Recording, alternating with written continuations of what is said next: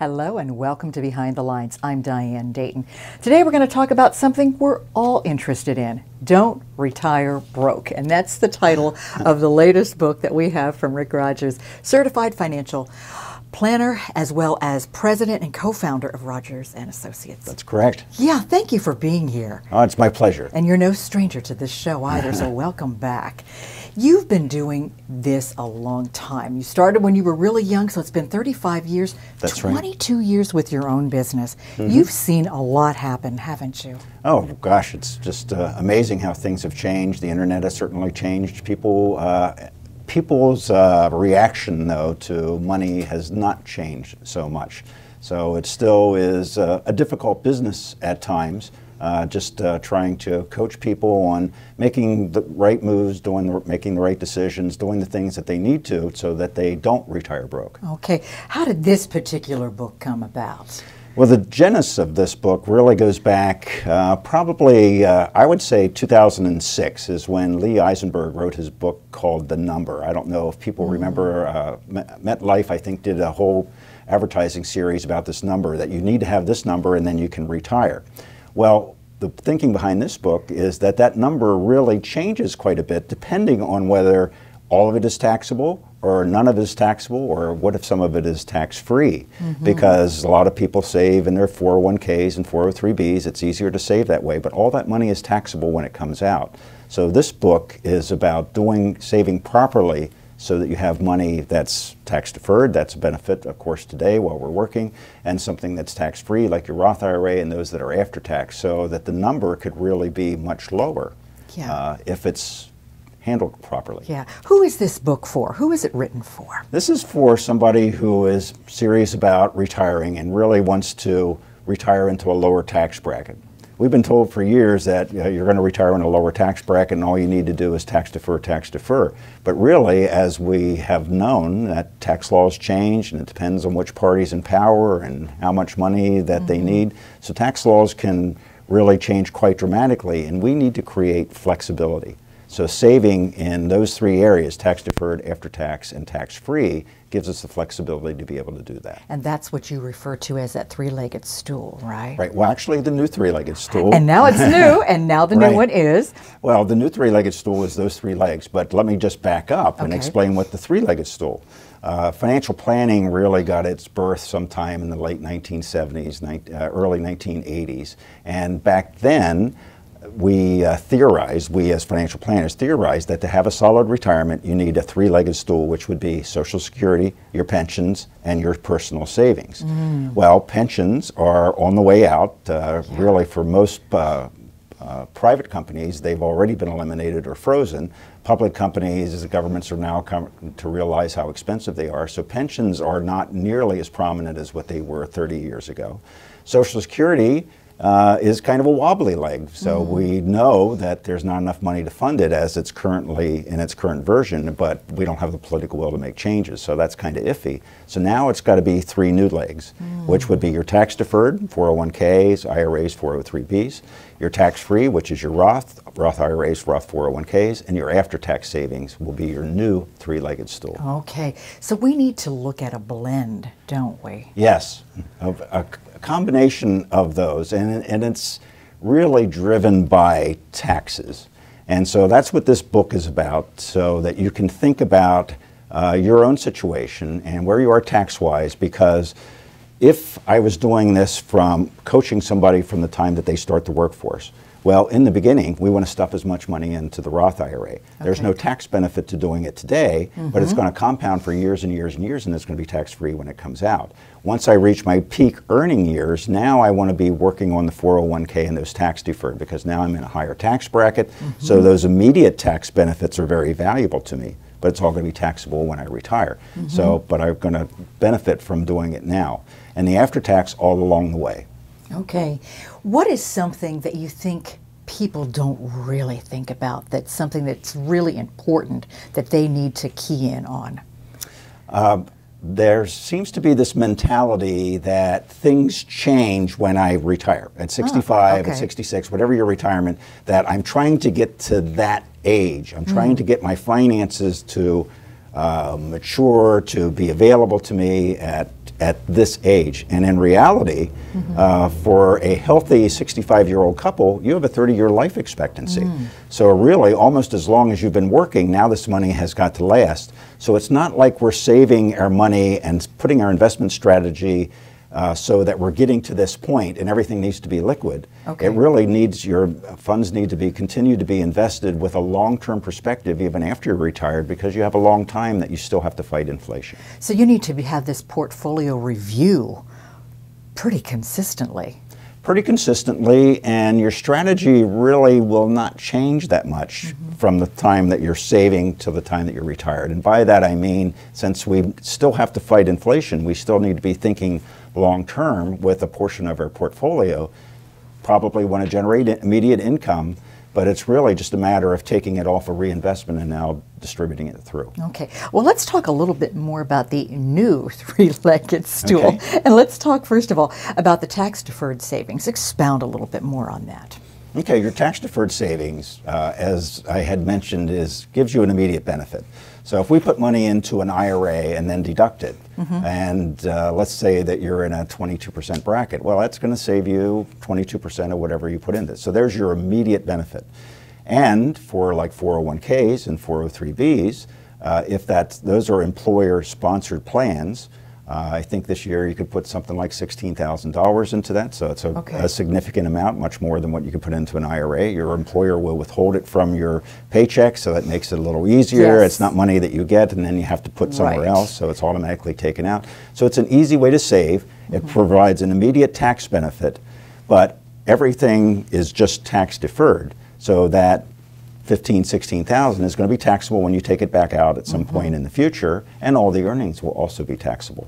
So it's good for an immediate benefit, certainly it's easy to do, and it provides you with a long-term benefit, but it is going to be taxable, and to the extent that it's taxable, it could make your Social Security subject to tax, you could pay higher Medicare premiums, so there's all kinds of things that can happen when this becomes taxable that we can mitigate by balancing out with savings in the other areas. Okay, and that's where we get into like the after-tax savings as well, right? Right. Expound. Well, the problem with after-tax savings is it doesn't go into any tax-protected account, so there's nothing to shelter the income, so even while you're reinvesting it, you're going to pay tax on it year after year on the amount that you're reinvesting. But there are still tax benefits, that being that if it's capital gains, their capital gains has a maximum tax rate of 20% this year, where ordinary income has a maximum tax rate of like 33, 35%. Okay. So it's taxed at a lower rate. You choose to some extent when you pay tax on it because you don't realize the gains until you actually sell something.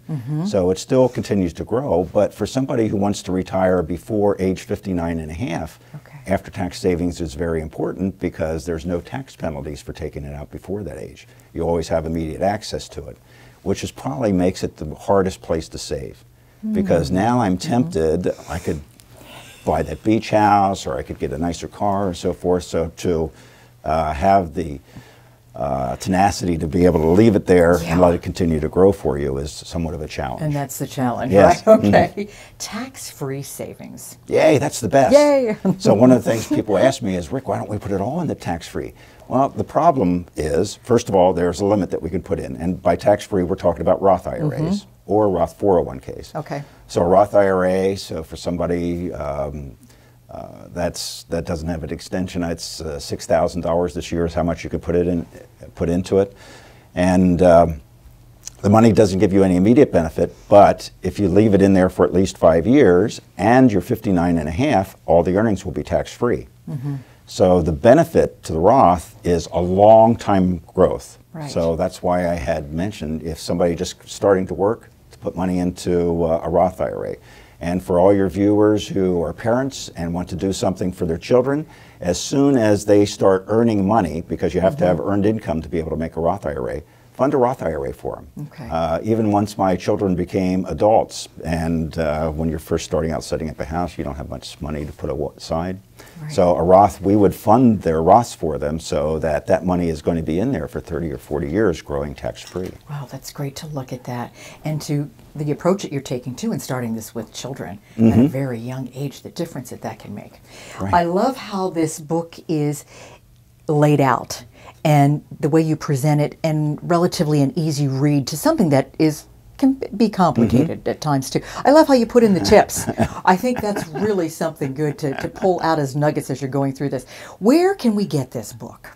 This book is probably easiest available through Amazon. So Okay. Amazon or Barnes & Noble, online. I don't know that the bookstores necessarily carry them. It doesn't sell enough copies, but Amazon would be the best place to buy it. Okay, Amazon is always the easiest, and I think Yes. we're always on there too. Balancing out these accounts we're talking about, how do you really drive that point home? Because that's major. Well, I give you an example in the book, and going by memory now. So let's say that you have saved $1 million. Okay. And if we have $1 million, that's $333,000 is in your 401ks. That's going to be taxable when we take it out. The same amount of money is in your after-tax. Now, you've been paying tax out along the way, but any of your capital gains is going to be deferred, so you'll be taxed when you start taking some of the money out, but only on part of it. Okay. And then your Roth is tax-free. If we wanted to take, say, $30,000 out of this, and we took it equally, well, the $10,000 that comes out of the Roth is free, tax-free, so you haven't paid any tax on it. The $10,000 that comes out of the 401k is going to be all taxable, and the $10,000 that comes out of the after-tax account is going to have part of it taxed, probably about 20%. Okay. So now we have $30,000 worth of income. We have only $12,000 of it is taxable. If that was your only income, the standard deductions over $12,000, the whole thing is tax-free. And so what we're trying to do is get to the point when we're retired that we're paying little or no tax on our income by being able to take it from all three places and choosing the places that we're taking based on what drives their taxes. Wow, that makes sense. There's so many issues that we can get into, but we're going to take a brief pause. We can talk a little bit more about some of these case studies because I think that really drives the point home too. And IRS and your estate, just all of this, it's just massive. So we're going to take a brief pause. When we come back, you don't want to miss this. Stay with us. Enjoy Mormon Tabernacle Choir, music in the spoken word, Sundays at 8:30 till 10 a.m. and 10:30 p.m. till midnight on LCTV 66, your local connection.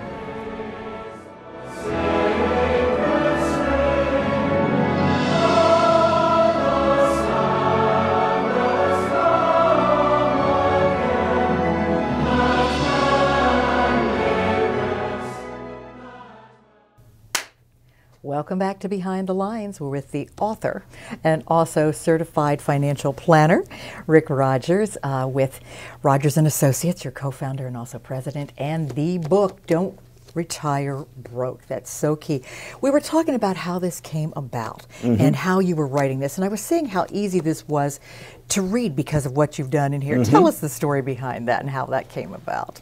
Well, I was trying to create a book that would also show how we Rodgers and Associates thinks about putting together retirement planning and what's important and about the efficiency of being able to save in all the areas. And I wrote the book, and I'm not a writer. I didn't have any training in writing. I'm a financial planner. So I wanted to send it to a professional writer just to get her perspective on it and how it read and did it make sense, especially from somebody who was not a financial planner. And when she came back to me, she said, "Who is this book written for?" And I said, "Well, anybody that wants to retire." And she said, "It sounds like a CPA textbook." And I thought, "Oh, geez, I don't want Don't that." want that, no. And she said, "Well, do you have any stories to go along with your examples and your illustrations?" And I said, "I got lots of stories." And so we started putting stories into it. And when the book came out, my brother-in-law, who is very blue-collar, he's a machinist and so forth, he was excited to read the book, and he said, "I really loved the stories." He said, "I didn't understand all the tax stuff, but I understood the stories, and it made sense to me." Yeah, and that's what I think is the beauty of this, too, that you do that, and with the different case studies. And by the way, you can get this on Amazon, so if you're thinking about where can I get this, that's where you can get it right now, too. So one other thing I know that's really in the forefront of a lot of our minds is really understanding Social Security and how that's changing. Expound a little bit more on that for us. Well, Social Security strategies and your drawing strategies and when to draw is a very important component to retirement planning. And it really you need to think about life expectancy and when do you draw, but also structuring your savings to take advantage of the laws as they regard Social Security is very important. For example, your Social Security benefits are all tax-free until your other income exceeds a certain amount. Okay. And it's around $44,000 is the maximum amount for a joint filer, and then your Social Security becomes taxable. So up to 85% of your Social Security benefits could be taxable. So thinking about that, if I can structure my income in a way that keeps my taxable income below $44,000, my Social Security benefits could become tax-free. And so as we're counseling our clients about getting ready to draw Social Security, one of the things that we will try to do is accelerate income into years when they first retire, delay drawing Social Security benefits so that we can get money moved from an IRA to a Roth IRA by doing conversions, so that when they start drawing Social Security, they get to keep most of the benefits. Okay. So taxes, again, is an important part of when you're going to draw Social Security benefits. You need to think about if it's a couple, the other spouse's Social Security and their age, and so really thinking about joint life expectancy. Yeah. The bottom line is that 82 is the magic age. Okay. If you're going to live past age 82, you want to draw as late as possible, and that's age 70. If you're going to live less than 82, then drawing earlier could be of benefit. And I know you're you're smiling because nobody knows. How do we know, right? Yeah, and we don't know, but if you have a history, if your family history, if you've been ill and so forth, that does come into play. But if the likelihood is you're going to live past age 82 and you can afford to hold off drawing Social Security benefits, you can really maximize your benefit by waiting until you're 70. Okay, well, that makes sense. The IRS and your estate. Expound on that. Well, that's gotten a lot easier under the new tax law. So right now, for the federal estate tax doesn't really kick in until you have more than 10 million. So for a joint couple, that's more than 20 million. So that's not going to be a big factor from the federal estate tax. But we're lucky to be Pennsylvania residents, and by lucky I mean there's only like 11 or 12 states that still have a death tax, and Pennsylvania is one of them. Okay. So depending on the state that you live in, if you're a Pennsylvania resident like I am, there is an inheritance tax, and it's based on who are the heirs, meaning it doesn't matter what the size of my estate is, it matters who is inheriting. So if it goes to my wife, there is no inheritance tax between spouses. If it goes to my children, grandchildren, or to my parents, grandparents, so up and down the bloodline, it's 4.5%. And then to some extended family, then it gets to 6%, and to somebody who's not really that close or isn't related at all, it's 15%. So it can be a big issue. So what do you suggest we do? How do we handle that? Well, you could move to a state that doesn't have it. And that's not necessarily an option for most people, but for any of your viewers who happen to have more than one home, which one you claim as your residence could have a big impact on your inheritance, on inheritance taxes, and that should be taken into consideration. I guess the short answer to your question is you give it away before you die. Right. And in the state of Pennsylvania, that means you have to have given the money at least a year before you pass away. Okay. So passing it on, and since the federal estate tax, which is also gift taxes are tied to that, really you don't have to worry about gift taxes again unless you're giving more than $10 or $20 million away. Okay, talk about trusts. Well, I always ask people when they ask me about a trust, should I have a trust? Well, what do you want to accomplish with it? So it's really kind of, that's the issue. What are you trying to do?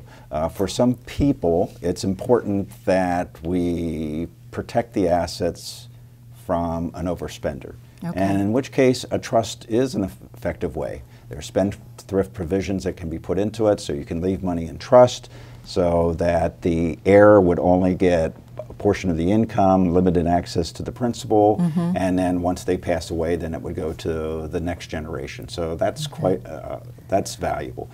There are sometimes charitable benefits to doing it. So it really depends on what you're trying to accomplish with the trust. Yeah. Boy, a personal financial plan is key. And you're never too young to start? No, you should have, yes. there's a great book that I would recommend to anybody who's thinking about financial planning or just getting started, or what can I give my kids to read that they might be interested in reading. And it's called The Richest Man in Babylon. Oh, okay. And it was written by George Clausen probably in the 1920s. It's about 100 pages, so anybody can read it. But it talks about financial planning concepts in stories. So they're parables, and it's about this man living in Babylon, and he wanted to be rich, and so he went to the richest man in Babylon and asked him, how did you get rich? What's your recommendations? And basically it was to save 10% of your income and never spend it. And then it talks about his struggles in trying to save 10%. But if people can digest these little parables and put them into play, because we start off working and we're working for money. And if you never save any of it, you will always be working for money. But if you take some of the money that you have worked for and put it aside and get it working for you, eventually it will grow to the point where your money is now working for you and you're not working for money, and that's where we want to be. That is where we want to be, don't we? Absolutely. Once again, this book is called Don't Retire Broke. You can find it on Amazon. Thank you so much for taking time today and sharing your thoughts and your vast experience. Thank you for having me. It's been my pleasure. Take care. Thank you for joining us today, too. I'm Diane Dayton with Behind the Lines, reminding you to look behind the lines. You might be surprised what you find.